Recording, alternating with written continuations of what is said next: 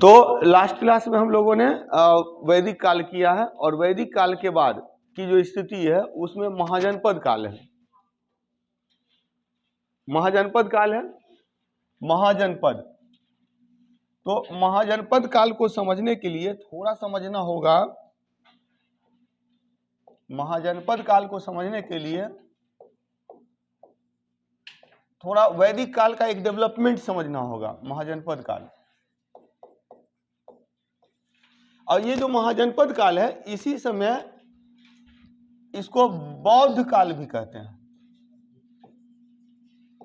बौद्ध काल भी कहते हैं। असल में दो बातें हैं यहां देखिए, एक यह है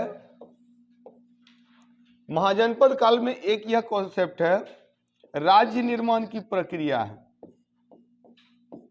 राज्य निर्माण की प्रक्रिया। मतलब महाजनपद पीरियड दैट मीन्स की process of formation of state. और जब हम बौद्ध काल कहते हैं तो यह है नवीन धर्मों का उदय, राइज ऑफ न्यू रिलीजन्स, नवीन धर्मों का उदय। समझना इसको। तो when we talk about Buddhist period, Buddhism period, that means कि it was the rise of new religion, नवीन धर्मों का उदय। When we talk about formation of state, process of formation of state, that means it was mahajanapada period. तो इन दोनों में फर्क क्या है? फर्क क्या है? ये दोनों एक ही काल है और ये टाइम पीरियड क्या है? 600 BC to 500 BC। You can define the time period of 600 BC to 500 BC as महाजनपद period और बुद्धिज्म पीरियड, दोनों रूप में इसको डिफाइन कर सकते हैं इस काल को। और इसको समझना है कि आखिर यह काल कैसे आया। भारत में आर्य आए, वैदिक काल की शुरुआत हुई। आर्य जो आए वो कबीलों में आए, आर्य कबीलों में आए। तो कबीला ट्राइबल थे, कबीला जो होता है वो एक ग्रुप होता है। तो एक ग्रुप आया, एक कुल आया। यहां देखेंगे कि एक परिवार आया, कुल आया, कई कुल मिला तो ग्राम बना, कई ग्राम मिला तो विश्व बना, और कई विश्व मिला तो जन बना। जन तक का उल्लेख ऋग्वेद में है। In Rigveda till jana it was explained as a political unit, largest political unit was jana. जन सबसे बड़ी राजनीतिक इकाई थी। जना बिकेम जनपद इन लेटर वैदिक पीरियड। उत्तर वैदिक काल में यही जन जनपद में बदल गया। दैट मीन्स कि 1500 BC to 1000 BC it was the development of jana. जन का विकास था। Largest political unit was jana, जन सबसे बड़ी राजनीतिक इकाई थी। And in 10,000 BC to 1000 BC to 600 BC jana became janapada. And then the largest the expansion of janapada as a mahajanapada. तो in 600 BC to 500 BC jana converted into mahajanapada, जे जनपद कन्वर्टेड इनटू महाजनपद। तो जनपद का महाजनपद में विकास हो गया। तो ये महाजनपद का विकास है 600 BC टू 500 BC। क्लियर? कोई डाउट नहीं ना? तो यही है। एक तो ये हो रहा है, दूसरा हो रहा है वैदिक धर्म, ऋग्वैदिक धर्म जो था, ऋग्वैदिक धर्म सरल रूप में था। समाज जो था समतामूलक था, समतामूलक था। ऋग्वैदिक धर्म सरल, Rigvedic religion was simple and society was equality based. But in later Vedic period, उत्तर वैदिक काल में क्या हुआ? धर्म became धर्म केम इन कॉम्प्लेक्स फॉर्म, तो जटिल रूप में आ गया। समाज क्या हो गया, ये भेद मूलक हो गया, डिस्क्रिमिनेशन बेस्ड, भेद मूलक। अब दो बातें हुई, धर्म का जटिल स्वरूप, यज्ञ की अवधारणा आ गई। यज्ञ जैसे आया ना, धर्म में यज्ञ आ गया, यज्ञ काफी खर्चीला होने लगा। अब देखिए समाज में 4 वर्ण आ गए, ब्राह्मण, क्षत्रिय, वैश्य, शूद्र। और इसमें क्या है, भेद मूलक है, शूद्रों को कोई पावर नहीं, किसी प्रकार का अधिकार नहीं, नो राइट, नो पावर, शूद्र। तो एक तो है कि शूद्र को किसी प्रकार का अधिकार नहीं। अब है क्या कि इस रिलीजन में समस्या कहां हुई, समस्या इस बात को हुई कि जब यज्ञ होने लगा तो यज्ञ के साथ पशु बलि होने लगा, यज्ञ के साथ पशु बलि होने लगा, एनिमल किलिंग इन यज्ञ। और पता है जैसे कि अश्वमेध होता है ना, अश्वमेध का मतलब, मेध मतलब होता है बलि। जैसे घोड़ा जब, हाँ, घोड़ा जब घूम फिर के आता था, जहां तक का एरिया है वो हमारा, उस घोड़े की फिर बलि दी जाती थी। अब बलि के बाद वो फिर मांस नहीं होता था, वो हो जाता था प्रसाद हो जाता था। देखते नहीं पूजा पाठ में बलि देते हैं तो वो क्या हो गया, प्रसाद। लोग आते हैं प्रसाद पहुंचाने के लिए, देखा तो मुझे आश्चर्य लगा कि ये कैसा प्रसाद है, मीट देने आए। तो वो हुआ कि बलि दी गई थी तो वो मीट हो गया। तो ये कॉन्सेप्ट आ जाता है यहाँ पर, पशुओं की बलि दी जा रही है, पशु का खेती में यूज हो रहा है। कृषक परेशान कि अगर सब पशु की बलि दे देंगे तो हम खेती कैसे करेंगे, खेती तब अपने से करना पड़ेगा, यज्ञ में ज्यादा खर्च हो जाएगा तो इन्वेस्टमेंट कैसे करेंगे। वैश्य परेशान कि भाई वाणिज्य व्यापार के लिए पैसा नहीं मिलेगा। ये लोग चाह रहे हैं कि ऐसा धर्म हो जहां पर कोई यज्ञ वज्ञ नहीं हो, खर्च नहीं हो। तो एक नए धर्म का डिमांड हुआ और यहां भूमिका हुई ब्राह्मण क्षत्रिय कॉन्फ्लिक्ट, ब्राह्मण क्षत्रिय कॉन्फ्लिक्ट, ब्राह्मण कॉन्फ्लिक्ट, विवाद, ब्राह्मण क्षत्रिय विवाद। तो विवाद कैसा विवाद, ब्राह्मण कॉल्ड देमसेल्व्स द सुप्रीम, ब्राह्मणों ने अपने आप को श्रेष्ठ कहा, क्यों, और ये क्षत्रिय बोलते नहीं, we are the king, we are the supreme, हम श्रेष्ठ हैं क्योंकि हम राजा हैं, क्षत्रिय हैं, क्षत्रिय अपने आप को श्रेष्ठ कहा। तो उसी पर ब्राह्मणों ने चैलेंज किया, बोला कि आप मेरे धर्म में रहोगे, वैदिक धर्म में रहोगे तो ये ब्राह्मण धर्म है, इसमें मैं ही श्रेष्ठ हूं, आप मेरे से नीचे हो। इन्होंने कहा कि ठीक है नया रिलीजन बना लेंगे, तो बोला बनाओ। तो क्षत्रियों ने क्या किया, नया धर्म बनाना शुरू किया, बुद्धिज्म। बुद्धिज्म बौद्ध धर्म के संस्थापक गौतम बुद्ध क्षत्रिय परिवार से, महावीर स्वामी क्षत्रिय परिवार से, जो मोगलीपुत्र से है क्षत्रिय परिवार से, आजीवक संप्रदाय।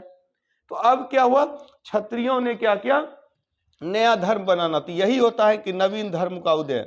अब नवीन धर्म का जो उदय हुआ, बिना, देखिए कोई भी धर्म आता है तो बिना फॉलोवर के नहीं होता है, अनुयायी होना जरूरी है। तो अनुयायी तो इनके पास थे ही, शूद्रों को गले लगाया।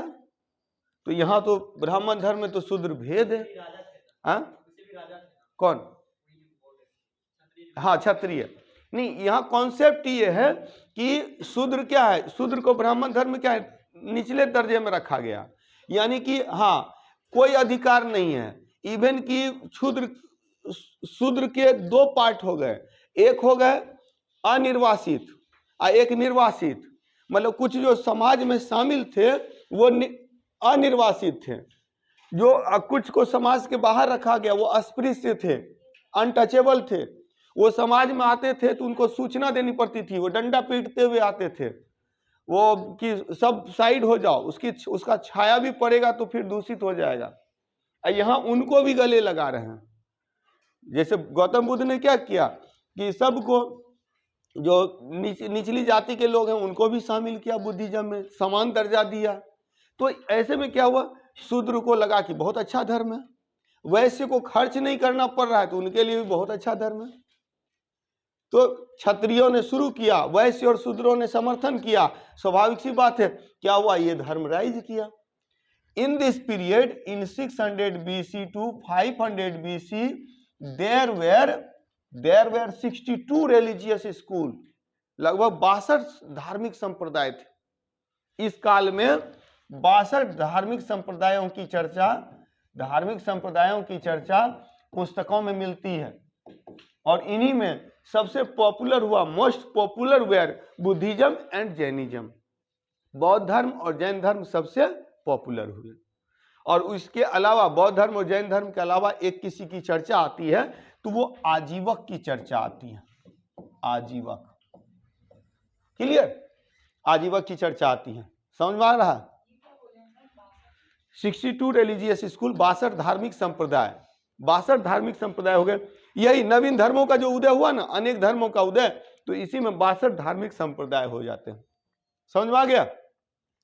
तो दो बातें हुई, एक तो ये हो रहा है फॉर्मेशन ऑफ स्टेट। क्या हो रहा है?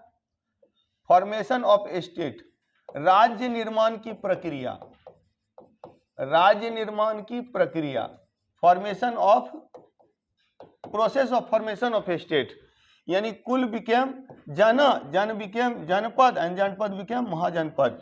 अमॉन्ग द 16 महाजनपद, 16 महाजनपद थे, अंग, अवंती, अस्मक, चेदी, गांधार, काशी, कोसल, कुरु, कंबोज, मगध, मत्स्य, मल, पांचाल, सुरसेन, वत्स, वज्जी।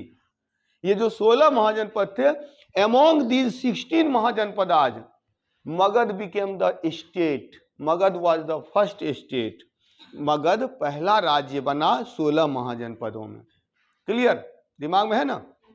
चलिए, तो अभी हम लोग जो करेंगे इन्हीं 16 महाजनपद के बारे में पढ़ेंगे कि ये जो 16 महाजनपद थे, तो इन दीज 16 महाजनपद आज were explained in 2 books, mainly Anguttara Nikaya and Bhagwati सूत्र। अंगुत्तर निकाय और भगवती सूत्र में 16 महाजनपदों की चर्चा प्राप्त होती है। क्लियर? तो किया जाए महाजनपद, लिखिएगा महाजनपद।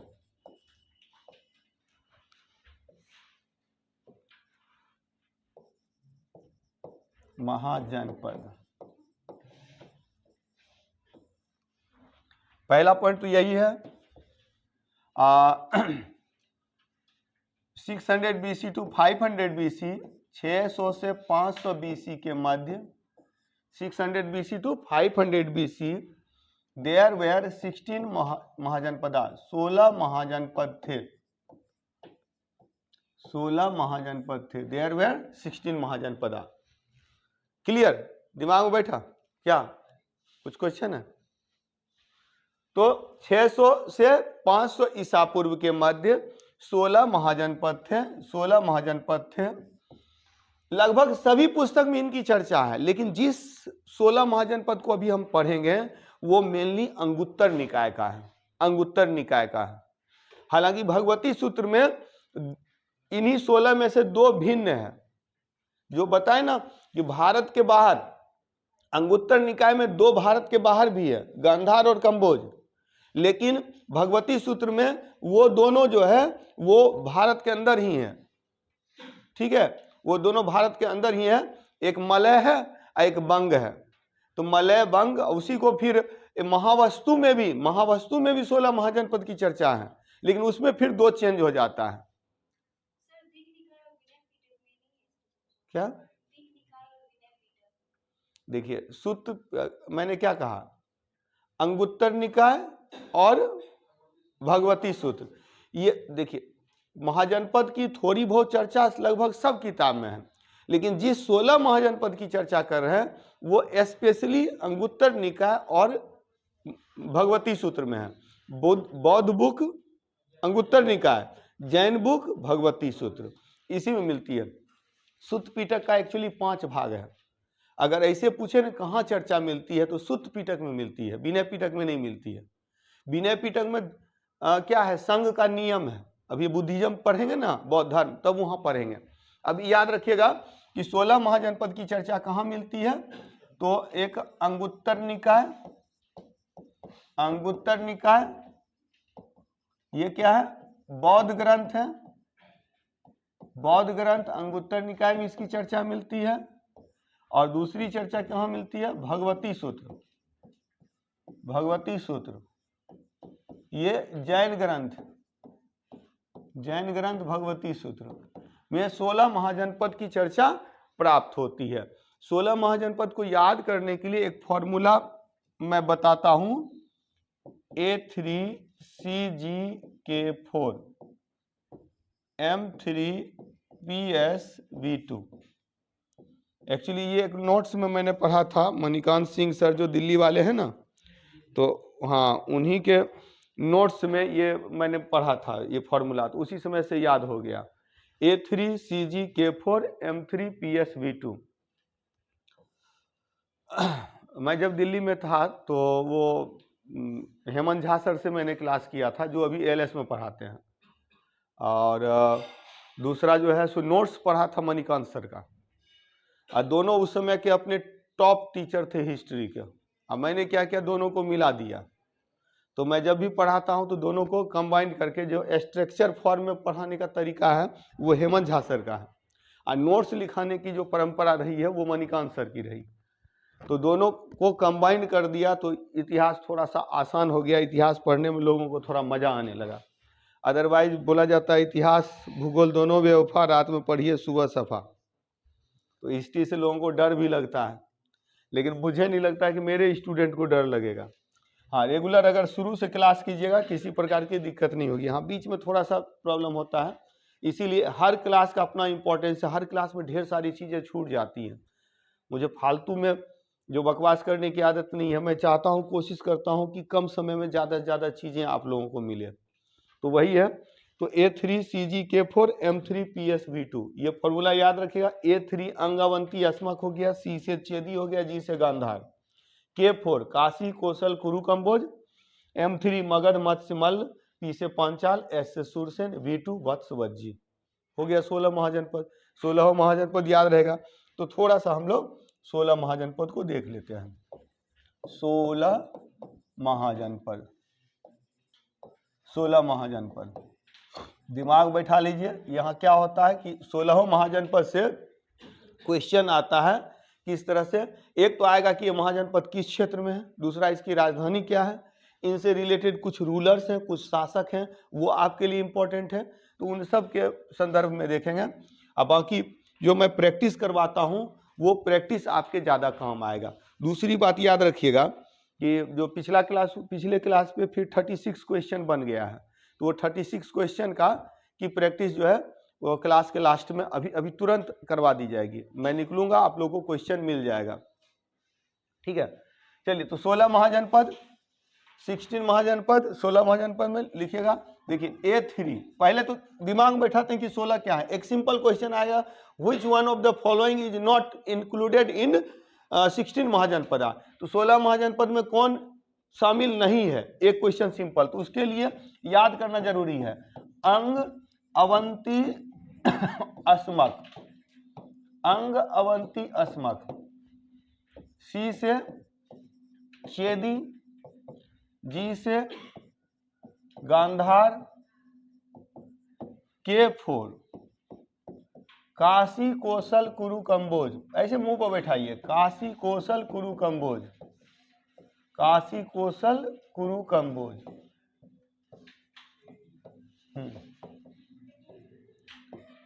चेदी, ठीक है।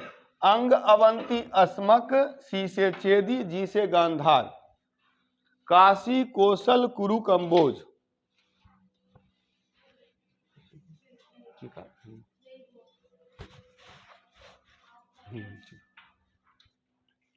ठीक है। काशी कौशल कुरु कंबोज आ गया, समझ में आ गया। एकदम याद करते जाना है। अंग अवंती अस्मक, C से चेदी, G से गांधार, K4 काशी कौशल कुरु कंबोज। इंग्लिश में भी वही कुछ, हाँ डिफरेंट तो है नहीं। M3 मगध मत्स्य मल्ल, M3, P से पांचाल, P से पांचाल, एस से Surasena, V2 Vatsa Vajji. Clear? M3PS V2 Magadha Matsya Malla Panchal Surasena Vatsa Vajji 16 महाजनपद थे। क्लियर? अब 16 की राजधानी आप लोग के लिए इंपॉर्टेंट है, लिख लिया। A3 अंग अवंती अस्मक, C से चेदी, G से गांधार, K4 काशी कौशल कुरु कंबोज, मगध मत्स्यमल पांचाल सूरसेन वत्स वज्जी। हो गया? अब चलिए इसकी राजधानी भी चलते हैं। अब है क्या? A3 है ना, A3 से 3 है, तो पहले तो महाजनपद, महाजनपदा एंड इट्स कैपिटल, राजधानी। तो ये क्या हो गया? अंग अवंती अस्मक,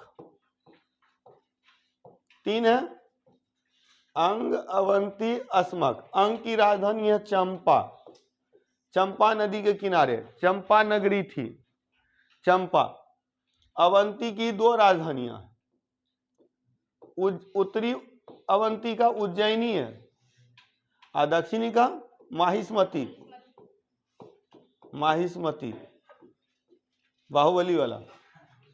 अंग अवंती अस्मक, अस्मक की राजधानी है पाटन या पोटली, यह साउथ में था। विंध्य पर्वत के नीचे दक्षिण भारत में एकमात्र महाजनपद है, वो है अस्मक।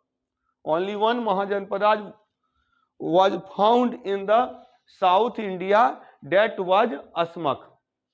अंग की का कैपिटल है चंपा, चंपा। अवंती का 2 कैपिटल है, north Avanti Ujjaini and south Avanti Mahishmati. Asmaka का पाटन या पोटली। अंग अवंती अस्मक A3।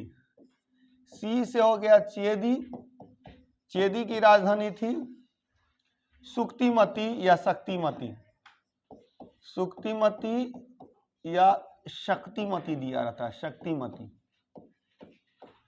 सुक्तिमती या शक्तिमती चेदी। जी से होता है गांधार, और गांधार की राजधानी थी तक्षशिला, शिक्षा और संस्कृति का महान केंद्र, a great centre of education and culture, Takshashila. The ancient university, educational university, सबसे प्राचीन, हाँ, विश्वविद्यालय। ठीक है, तो सबसे प्राचीन विश्वविद्यालय तक्षशिला विश्वविद्यालय था। हाँ, यहीं से मैक्सिमम जो पुराने जितने भी शासक लोग थे यहीं से स्टडी किए थे। स्पेशली आप देखिएगा चंद्रगुप्त वगैरह जो था, चाणक्य यहीं पढ़ा था और यहीं का टीचर हो गया साहब में। तो उससे क्या होगा? जीव हत्या हो जाएगी या फिर कीड़े मकोड़े काट लेंगे। तो इसके लिए क्या होता था, वर्षा काल में इधर उधर मूव नहीं करते थे, कोई एक एरिया देख करके वहीं वो विश्राम वहीं रहते थे। तो वही है, सबसे ज्यादा वर्षा काल श्रावस्ती में हुआ, तो सबसे ज्यादा उपदेश। कुरु, कुरु की राजधानी जो है हस्तिनापुर या इंद्रप्रस्थ, इंद्रप्रस्थ ऑब्लिक हस्तिनापुर, हस्तिनापुर। वही कौरव पांडव की कथा यहीं से संबंधित है, महाभारत कथा। कंबोज की राजधानी है हाटक या इसी को राजपुर घाट, राजपुर घाट। जैसे देखिए मुझे याद है वैसे आपको भी याद रहना चाहिए, सब रट्टा मार के रखते हैं। लूसेंट में दिया हुआ है तो लोग लूसेंट खूब पढ़ते हैं, क्राउन में दिया हुआ है लोग रट लेते हैं। तो ये जो है आप लोग को भी एकदम याद कर लेना चाहिए। काशी कौशल कुरु कंबोज, वाराणसी श्रावस्ती, हाँ काशी का वाराणसी, कौशल का श्रावस्ती, कुरु का इंद्रप्रस्थ या हस्तिनापुर, और कंबोज का हाटक या राजपुर घाट, राजपुर घाट कैपिटल। 3 क्लियर।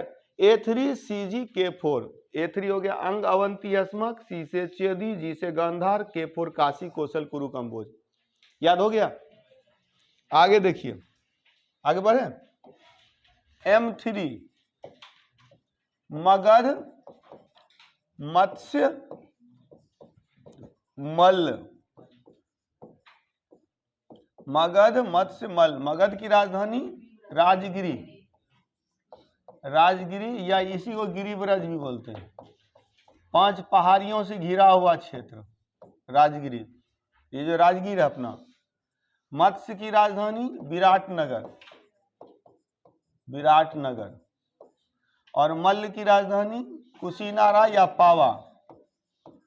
मतलब बुद्धिज्म में जाइएगा तो कुशीनारा, और जैनिज्म में जाइएगा तो पावा, पावा कैपिटल। M3। पी से हो गया पंचाल।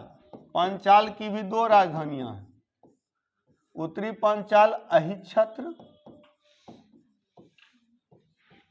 नॉर्थ पंचाल, और साउथ पंचाल का काम्पिल्य, काम्पिल्य। ठीक है। एस सूरसेन, सूरसेन की राजधानी थी अहिच्छत्र, अहिच्छत्र, अहि आधा छ अहिच्छत्र, AHI अहिच्छत्र।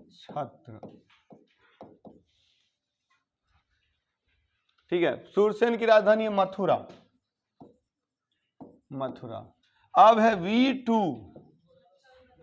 V2 में वत्स की राजधानी कौशाम्बी, और वज्जी की राजधानी वैशाली। यह थोड़ा ध्यान रखिएगा, ऐसे तो वज्जी की राजधानी वैशाली है, लेकिन Vajji was the Republic of, मतलब group of 8 republics.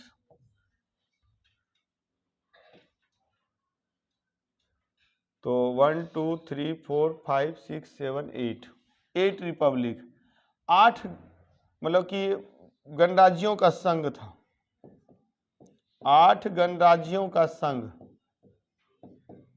Union of 8 republics. Which one? Vajji. Vajji 8 गणराज्यों का संघ था, जिसमें 3 गणराज्य महत्वपूर्ण हैं। 3 गणराज्य वज्जी संघ में 3 प्रमुख गणराज्य थे। कौन कौन? लिच्छवी, विदेह, लिच्छवी, विदेह, ज्ञात्रिक। लिच्छवी की राजधानी थी वैशाली, ज्ञात्रिक की राजधानी थी कुंडग्राम, और विदेह की राजधानी थी मिथिला। तो 3 प्रमुख राजधानी थी। क्लियर? समझ में आ रहा है? लिखा दे रहा हूं, ये इतना पहले लिख लिया। मगध, मत्स्य, मल्ल, पी से पंचाल, एस से सूरसेन, V2 वत्स, वज्जी। आगे बढ़ा जाए तो आगे है वज्जी। ऐसे भी लिख सकते हैं, ऐसे भी लिख सकते हैं, कोई दिक्कत नहीं।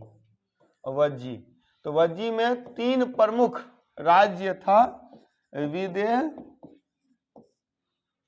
लिच्छवी। लिच्छवी के बारे में तो पता ही होगा, ancient Republic of the world, विश्व का सबसे प्राचीन गणतंत्र बोला जाता है लिच्छवी को। ठीक है, लिच्छवी से पहले चर्चा कहीं की नहीं है। और यहां पर हो जाएगा, एक और है ज्ञात्रिक। ज्ञात्रिक, विदेह की राजधानी कहाँ थी? मिथिला। इसीलिए ना सीता को वैदेही भी बोलते हैं, सीता को मैथिली भी बोलते हैं। विदेह का राजा जनक था, जनक की पुत्री जानकी भी बोलते हैं। तो सीता के अनेक नाम हैं, जानकी, वैदेही, मैथिली। लिच्छवी की राजधानी है वैशाली, वैशाली। ज्ञात्रिक की राजधानी है कुंडग्राम। यहीं के थे महावीर स्वामी। महावीर स्वामी के पिता जो थे ज्ञात्रिक कुल के थे, ज्ञात्रिक कुल के थे। और शाक्य गण के थे कौन? गौतम बुद्ध। हाँ, एमोंग दीज 16 महाजनपद, आज ये जो 16 महाजनपद हैं, इसमें only 1 was in the south India. तो दक्षिण भारत में एक ही महाजनपद है। अब आज जैसे महाजनपद काल हम लोगों ने कर लिया, तो नेक्स्ट क्लास में क्या करेंगे इसका प्रैक्टिस करेंगे। केवल महाजनपद, जैसे जितना मैं आज करवा रहा हूँ इस पर प्रैक्टिस रहेगा। आज क्वेश्चन आ गया है वैदिक वाला, हालांकि उसमें कुछ क्वेश्चंस हैं जो कि फैक्चुअल है, उसको मैं एक्सप्लेन कर दूंगा, मैं समझा दूंगा। पहले आप लोग करिए, देखते हैं कि कितना ये करते हैं। सब लोग आप ईमानदारी से बनाइए, काहे कि टेस्ट जो होता है ना वो, हाँ, खुद से टेस्ट करना है। और हमेशा याद रखना है कि कंपटीशन दूसरे से नहीं होता है, कंपटीशन अपने आप से होता है कि आप कल कहाँ थे, आज कहाँ हैं और कल कहाँ तक जाना है। ठीक है, दूसरों से कंपटीशन करके कभी आप आगे नहीं बढ़ सकते हैं। कंपटीशन करना अपने आप से कीजिए। क्लियर? वजीर, अब इसमें लिखिए अमोंग दीज 16 महाजनपदात, ये जो 16 महाजनपद हैं इसमें लिख लिया था ना सब। तो 16 महाजनपद में only one was in the south India. Asmaka कहाँ था? दक्षिण भारत में, दक्षिण भारत में। दैट मीन्स कि आफ्टर विंध्या माउंटेन, विंध्य पर्वत के दक्षिण में एकमात्र महाजनपद है, विंध्य पर्वत के दक्षिण में। दूसरा याद रखिएगा, गांधार और Kamboja, Gandhara and Kamboja, these were out of the present Indian region, वर्तमान भारतीय क्षेत्र के बाहर थे गांधार और कंबोज, वर्तमान भारतीय भूभाग से बाहर, वर्तमान भारतीय भूभाग से बाहर, out of the present Indian reason, Indian reason. ठीक है, प्रेजेंट इंडियन रीजन के बाहर है। इसके बाद याद रखेंगे कुरु के बारे में, याद रखेंगे कुरु में क्या था? इनिशियली हियर वाज, आरंभ में गणतंत्र था, republic, it was a republic, initially it was a republic, later on monarchy developed, बाद में राजतंत्र का विकास हो गया, राजतंत्र का विकास। Initially it was a republic, later on it became a monarchy, monarchy, राजतंत्र में बदल गया कुरु। क्लियर?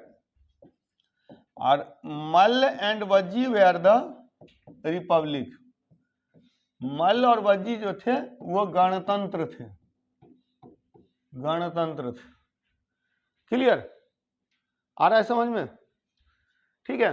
अस्मक एकमात्र महाजनपद जो दक्षिण भारत में था, गांधार और कंबोज वर्तमान भारतीय भूभाग के बाहर थे। कुरु, initially it was a republic, later on monarchy developed, शुरू में ये गणतंत्र थे, बाद में राजतंत्र का विकास हुआ। Malla and Vajji were the republic, Malla और वज्जी जो थे वो गणतंत्र थे। हो गया? आगे बढ़े, एकदम दिमाग में बैठाते चाहिए एक एक पॉइंट को, क्वेश्चन नहीं छूटेगा। अब हम लोग इसके बाद मगध के उत्कर्ष पर जाएंगे, मगध से ही तब से शुरू होगा। मगध में राजवंश शुरू होगा, हर्यक, शिशुनाग, नंदवंश, नंद के बाद मौर्य आए, मौर्य के बाद मौर्योत्तर काल, फिर गुप्त काल, गुप्तोत्तर काल, प्राचीन भारत खत्म हो जाएगा। तो मगध से मतलब ये एक प्रकार का डेवलपमेंट है, फ्रॉम आर्यन, आर्य से लेकर के एक प्रकार का डेवलपमेंट है, विकास है, जो इस्लाम के आगमन तक चलता है। बाद में मोहम्मद बिन कासिम आता है, भारत में क्या होता है, इस्लाम से भारत का परिचय होता है और इस तरह से इस्लामी राज्य की स्थापना होती है। बाद में तुर्की शासन की स्थापना मोहम्मद गौरी करता है, वहाँ से फिर सल्तनत काल, मुगल काल, अब मुगलों के बाद फिर अंग्रेज आते हैं और यहाँ पर आधुनिक भारत के अंतर्गत हम लोग देखते हैं कि अंग्रेजों का शासन और उस शासन के विरुद्ध प्रतिक्रिया, उसी में स्वतंत्रता आंदोलन होता है। तो ये मेन पार्ट है जो हिस्ट्री के अंतर्गत हम लोग पढ़ते हैं। क्लियर? इतना कर लिया। अब इसमें देखिए एक और सेक्शन कर लेते हैं, उसके बाद फिर मैप के थ्रू मैं बताऊंगा कहाँ कहाँ कौन कौन महाजनपद था।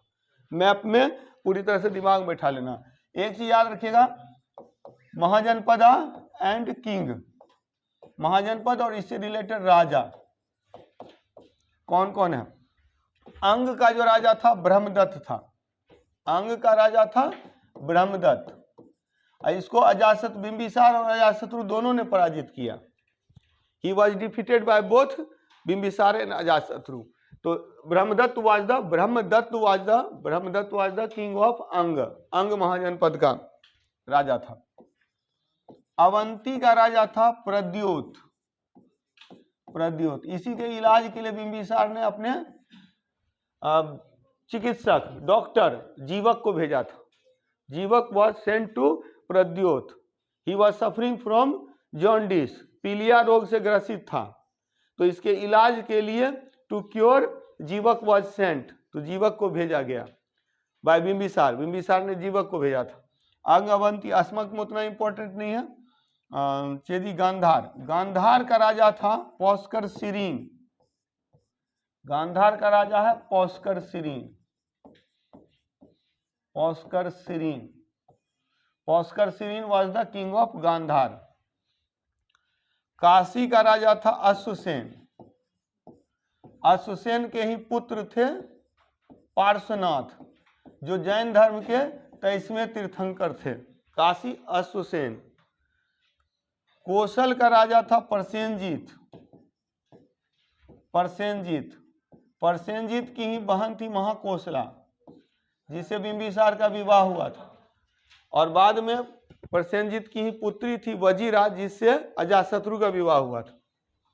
कौशल, काशी, कौशल, कुरु, कंबोज, मगध।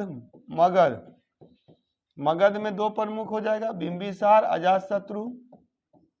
इस समय का तो बिंबिसार ही है, मतलब समकालीन में अजातशत्रु भी है। बिंबिसार का पुत्र अजातशत्रु पिता की हत्या करके शासन किया था, पितृहंता कहलाता है। ठीक है, पैट्रिसाइड। मगध, मत्स्य, मल्ल। पांचाल, पांचाल का राजा था जाबाली प्रवाहन।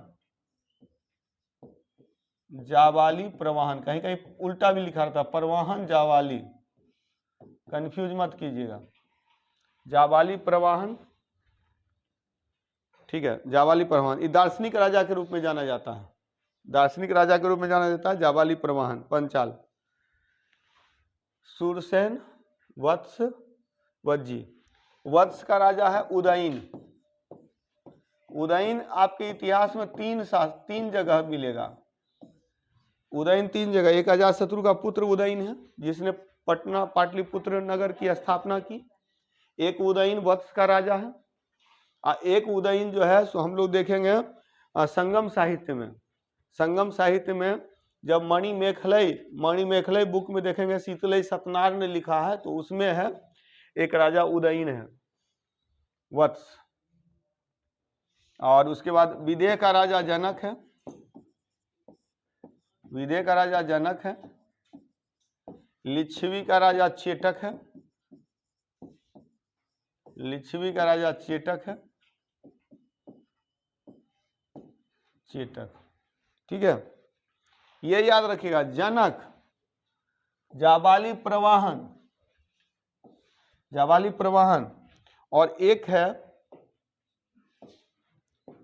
कैकेयी का राजा अश्वपति। ये 3 जो राजा है दार्शनिक राजा के रूप में जाना जाता है प्राचीन भारत में, फिलोसफर किंग। जनक, अश्वपति। अब देखिए अश्वपति और अश्वसेन में फर्क हो जाता है। अश्वसेन कहाँ का राजा था? अश्वसेन था काशी का राजा, पार्श्वनाथ के पिता, और अश्वपति कैकेयी का राजा है। कैकेयी का राजा दार्शनिक राजा है। 3 राजा दार्शनिक राजा है, अश्वपति, जाबाली परवाहन और जनक। क्लियर? ठीक है, एक बार अब मैप में बता देता हूं, ये फिनिश हो जाएगा चैप्टर, और फिर कुछ पॉइंट्स जो होंगे वो हम लोग प्रैक्टिस सेशन में देख लेंगे।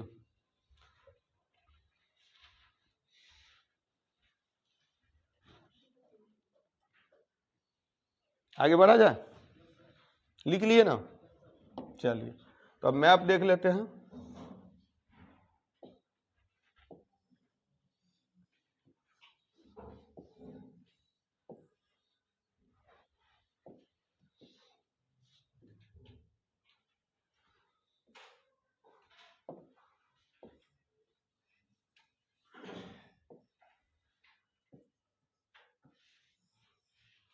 देखिए, इसमें देखिएगा कि अंग यहां पे है, बिहार वाला क्षेत्र, भागलपुर वाला क्षेत्र, अंग प्रदेश, यहाँ की भाषा अंगिका है, भागलपुर मुंगेर वाला एरिया अंग। अवंती जो है वो आपका एमपी में है, मध्य प्रदेश। अवंती मालवा वाला क्षेत्र, अंग अवंती। और अस्मक जो है दक्षिण भारत में, एकमात्र महाजनपद जो दक्षिण भारत में है, अंग अवंती अस्मक। सी से हो जाएगा चेदी। चेदी जो है ये आपका मतलब कि हाँ उत्तर प्रदेश में है, यमुना के किनारे है चेदी। अंग अवंती अस्मक चेदी। गांधार बाहर है, पाकिस्तान पेशावर जिला जो है ना वहां पर तक्षशिला था। अंग अवंती अस्मक चेदी गांधार। काशी गंगा किनारे हैं, काशी कोसल, कोसल इसके ऊपर में है, अयोध्या जहां है, कोसल नरेश राम तो दशरथ, तो काशी कोसल कुरु। कुरु जो है दिल्ली वाला क्षेत्र, दिल्ली वाला जो क्षेत्र है वहां पर कुरु है, दिल्ली। काशी कोसल कुरु। कंबोज, कंबोज जो है ये अफगानिस्तान में माना जाता है, भारत के बाहर। काशी कोसल कुरु कंबोज। मगध, मगध देखिए बिहार झारखंड का प्रदेश, अंग के पश्चिम में, अंग के पश्चिम में, यानी मगध के पूरब में जो था वो अंग था, और अंग और मगध के बीच चंपा नदी बहती थी, वो सीमा था मगध। मत्स्य जो है वो राजस्थान वाले क्षेत्र में है, राजस्थान वाले क्षेत्र में मत्स्य, मगध मत्स्य।